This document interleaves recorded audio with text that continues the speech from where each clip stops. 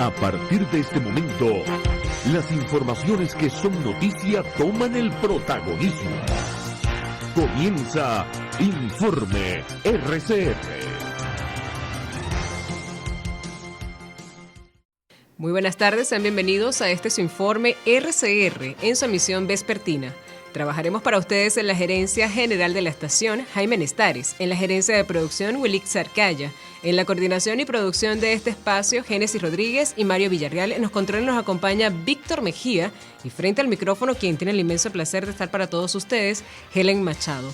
Recuerde seguirnos a través de nuestras distintas plataformas digitales, en Twitter, @RCR750, en nuestra página web rcr750.com, la radio que se ve, y síganos también en nuestro canal en YouTube, RCR750. De inmediato comenzamos. El comandante estratégico operacional Domingo Hernández Lares informó este martes del hallazgo de otro campamento con supuesto material de guerra. El material fue encontrado en el municipio Páez de Apure y, según Hernández, los responsables son el narcotráfico colombiano. La FAN, a través del sistema defensivo territorial, se mantiene en combate frontal contra los grupos Tancol, quienes por todos los medios y a través de todos los territorios, día a día, buscan nuevas formas y métodos subrepticios para inundar al mundo con sus productos de muerte, destacó Hernández en un mensaje publicado en la red social Twitter. En otras noticias, la presidenta del Partido de Encuentro Ciudadano, Delsa Solórzano, denunció este martes el calvario que viven los huaycaipureños ante el colapso de los servicios públicos. La diputada de la Asamblea Nacional aseguró que la crítica situación llevó a los habitantes de la carretera vieja de Los Teques a protestar el lunes al cumplir más de 96 horas sin luz. En San Diego de los Altos protestaban también tras 59 días sin agua, y hoy el centro de Los Teques tiene más de 24 horas sin energía eléctrica, denunció la parlamentaria. En la última semana se ha registrado una ola de protestas en Los Teques. Cientos de vecinos toman a diario las calles en diferentes sectores para reclamar los cortes de energía eléctrica y fallas en la distribución de agua potable. En otras informaciones, este lunes, gremios y sindicatos de la Universidad Central de Venezuela salieron a la calle para protestar por los bajos salarios que perciben. Los manifestantes consideran que el salario es insuficiente porque no se ajusta a la canasta básica, aun cuando el régimen de Nicolás Maduro incrementó el sueldo recientemente. La protesta fue una marcha pacífica que llegó hasta el puente Salvador Allende, en Plaza Venezuela, donde dieron continuidad a la asamblea intergremial en rechazo al ajuste salarial. Edgar Silva, del Comité de Derechos Humanos de los Jubilados y Pensionados, se solidarizó con los universitarios durante la asamblea intergremial de la UCB y además destacó que el salario de los pensionados no están anclados al petro y están anclados al hombre y a la miseria. En otras noticias, el secretario de la Academia Nacional de Medicina, Uniades Urbina, aseguró que no están dadas las condiciones para volver al 100% de la presencialidad. Aún la pandemia no está controlada, sentenció el experto. Urbina aseguró que las personas no se hacen pruebas y prefieren creer que es gripe o alergia, aunque el experto resaltó que todo lo que parezca coronavirus lo será, hasta que se demuestre lo contrario. El secretario aseveró que según la OPS, Venezuela sigue teniendo el 50% de la población con 2 dosis de la vacuna, por lo que el otro 50% está sin protección y expuesta, agregando que se debe vacunar al 90% o más. Con respecto a la vuelta a clases, Urbina sentenció que la infraestructura de liceos y colegios no está en condiciones, porque no hay baños suficientes y donde no hay suministro de agua. Por lo tanto, la ministra de Educación del régimen, Yelixa Santaella, aseveró este lunes que la asistencia a las aulas se cumplió en todos los niveles en su totalidad. Nos incorporamos de manera masiva a las instituciones, dijo Santaella durante una transmisión por BTV. Además, detalló que se reintegraron 29.103 instituciones a la actividad escolar, entre ellas más de 15.000 escuelas nacionales, más de 7.000 estadales, más de 4.000 privadas y más de 600.000 subvencionadas, más de 300 autónomas y más de 300 municipales. La semana pasada, Nicolás Maduro anunció el retorno a las clases presenciales en todos los niveles, 2 años después del inicio de la pandemia, donde la modalidad predominante para cursar estudios era la forma virtual. En otras informaciones, Rosario Contreras, presidenta del Colegio de Enfermería de Caracas, aseguró al medio de comunicación El Impulso que el sector salud en Venezuela se encuentra en condiciones críticas por la falta de condiciones laborales y económicas. Hoy vemos una emergencia humanitaria compleja porque en nuestros hospitales más del 70% del personal médico y de enfermería se han ido, precisó. La trabajadora del sector salud indicó que aunque el personal intenta dar lo mejor de sí, no pueden atender a plenitud a los pacientes ya que humanamente se les escapa de las manos. En otras noticias, el Partido Comunista de Venezuela, PCV, denunció el secuestro y además asesinato del dirigente de la organización en el estado Apure, Juan de Dios Hernández. Al menos 3 meses del homicidio del militante comunista de Urbina, José Urbina, reconocido comunicador popular en Apure, han secuestrado y asesinado al camarada Juan de Dios Hernández, dirigente social del PSV en Puerto Páez. Juan de Dios Hernández y José Urbina militaban en la misma célula del PSV y han sido ultimados en la misma población, denunció el secretario general del PSV, Óscar Figuera. En otros acontecimientos, el encargado de negocios en Colombia, enviado por Juan Guaidó, Eduardo Battistini, compartió en sus redes sociales un comunicado emitido por la Policía Nacional de Colombia, en el cual aseguran que Javier Alonso Velosa García, alias John Mechas, se encuentra refugiado en el estado Zulia, en Venezuela. Alias John Mechas sería uno de los responsables de la explosión del Comando de Atención Inmediata en la ciudad de Bogotá, hecho que mató a 2 menores de edad y varios heridos, así como daños a más de 60 familias o de 60 viviendas. La Policía Nacional de Colombia informó que el cabecilla del Frente 33 de las disidencias de la FARC, John Mechas, se refugia en el estado Zulia. ¿Por qué Maduro protege a estos delincuentes? Porque son sus socios, escribió Battistini en su cuenta en Twitter, junto al siguiente video. Tiene circular roja por varios delitos. También es buscado por el gobierno de los Estados Unidos. Se ofrece una recompensa de hasta $5 millones y 3.000 millones de pesos por el gobierno colombiano. La forma de actuación de este delincuente, como en los pasados atentados de la ciudad de Cúcuta y del señor presidente, es la de contratación de grupos delincuenciales locales para cometer sus actos terroristas.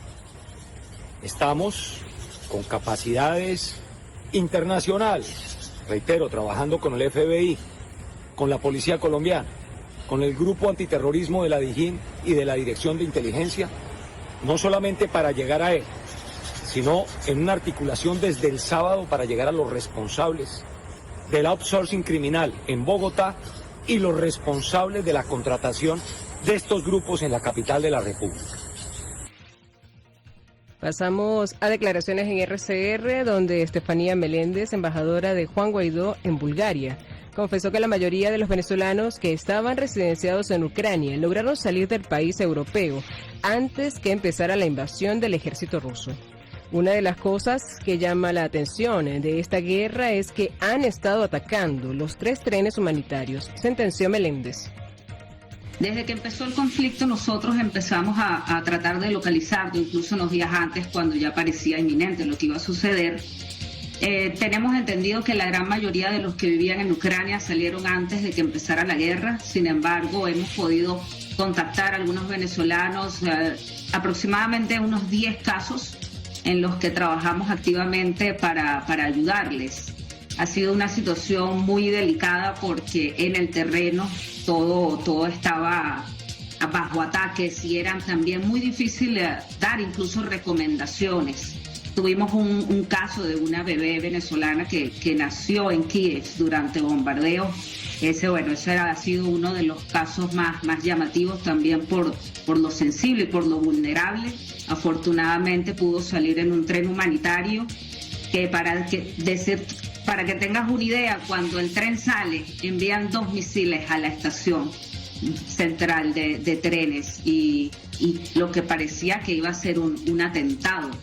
Porque una de las cosas que llama mucho la atención de esta guerra, Marial, es que han estado atacando los corredores humanitarios y por eso las evacuaciones también han sido muy complicadas.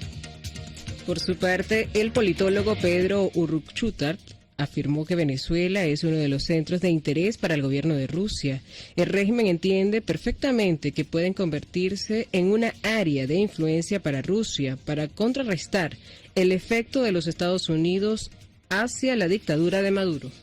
Nuestro país se ha convertido en uno de los epicentros de mayor interés por muchas razones, pero particularmente para Rusia, porque entienden perfectamente que puede convertirse en un área de influencia para contrarrestar el efecto de Estados Unidos y para convertirse en una especie de amenaza hacia Estados Unidos, en la propia área, en lo que naturalmente era el área de influencia de Estados Unidos, como era América Latina, y que en los últimos, en estos últimos años, en estos últimos 2 años hemos visto cómo pues prácticamente Estados Unidos ha retrocedido con respecto a su relación hacia América Latina.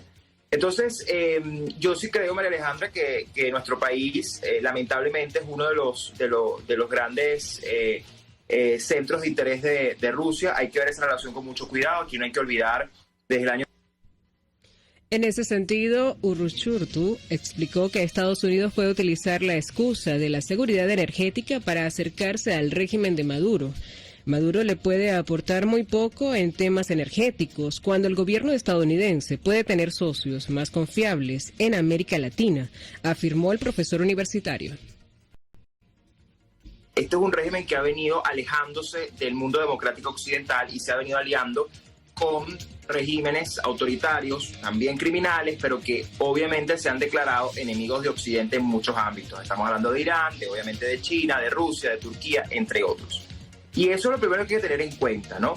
Además, cuando uno ve que viene esta delegación de los Estados Unidos a nuestro país, se reúne con el régimen prácticamente en un momento tan complejo, y a los 2 días vemos a funcionarios del régimen ir hasta Turquía para conversar con funcionarios rusos, pues uno entiende que el régimen primero no puede. Es decir, el nivel de nexos que existe hoy entre el régimen ruso y el régimen venezolano no les permite tan fácilmente decir hasta aquí llego, ahora confío en los Estados Unidos.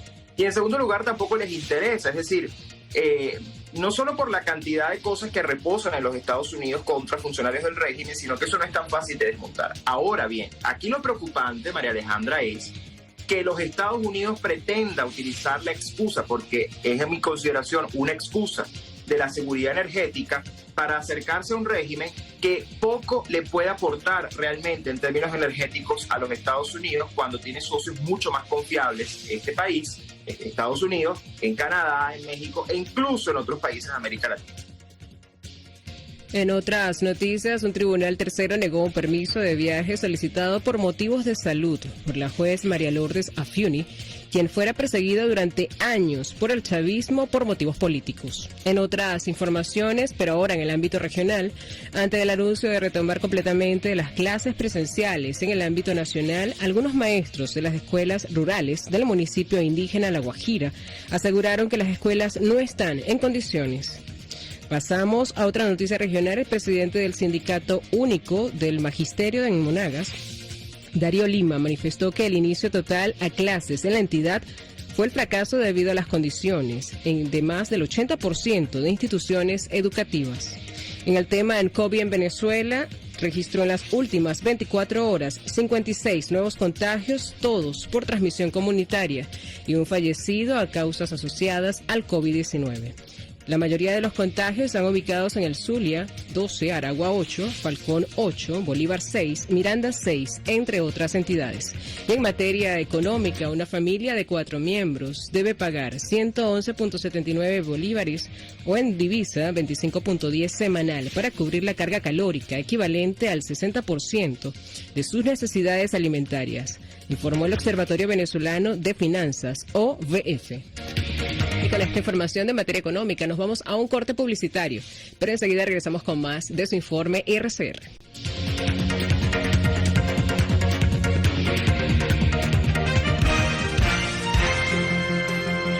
Usted escucha Informe RCR por su 750 AM. Puedes seguirnos en nuestras redes sociales. En Twitter, @RCR750, la radio que se ve. Moisés Naim en Efecto Naim. Hola, soy Moisés Naim desde Washington. Conéctese a rcr.tv. También nos puede seguir por @Efecto Naim en Twitter. Y estamos en Facebook y en Instagram. Y no olvide que puede disfrutar todos los contenidos del programa cuando usted quiera, suscribiéndose a nuestro canal de YouTube. Nos vemos en la radio. Los miércoles y viernes a las 7 de la noche. Solo por RCR 750 AM. Les estamos presentando Informe RCR, el compacto informativo de esta hora. Solo por RCR 750 AM. En internacionales, el subsecretario del Tesoro de Estados Unidos, Wally Adeyemo, dijo este martes en Bruselas que su país está comprometido a seguir tomando medidas contra Rusia, dirigidas a sectores claves de su industria para asegurar que no pueda seguir financiando su máquina de guerra en Ucrania. Trabajamos estrechamente con nuestros aliados, incluido la Unión Europea. Estamos comprometidos a seguir tomando más acciones para asegurar que el Kremlin tiene menos recursos para continuar su guerra no provocada en Ucrania, dijo el funcionario estadounidense en una rueda de prensa junto a la comisaria europea de Servicios Financieros, Mairead McGuinness.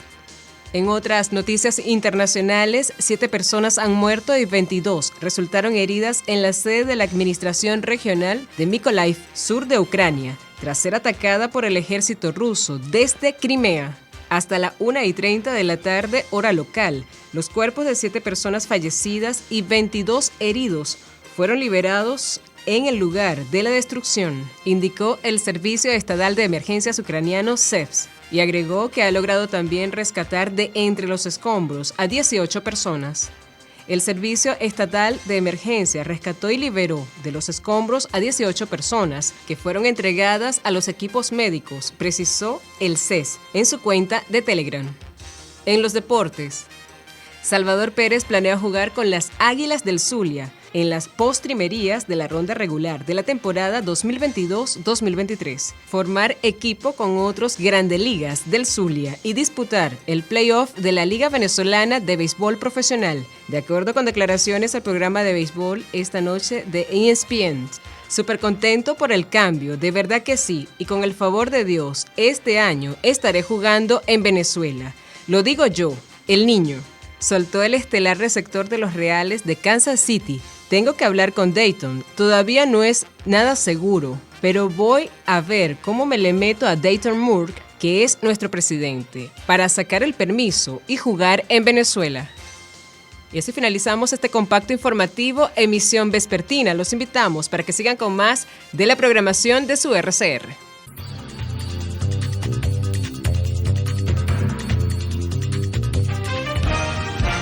Hasta aquí este compacto noticioso. Manténgase en nuestra sintonía, porque estaremos informándole de la noticia al momento de producirse. RCR 750 AM.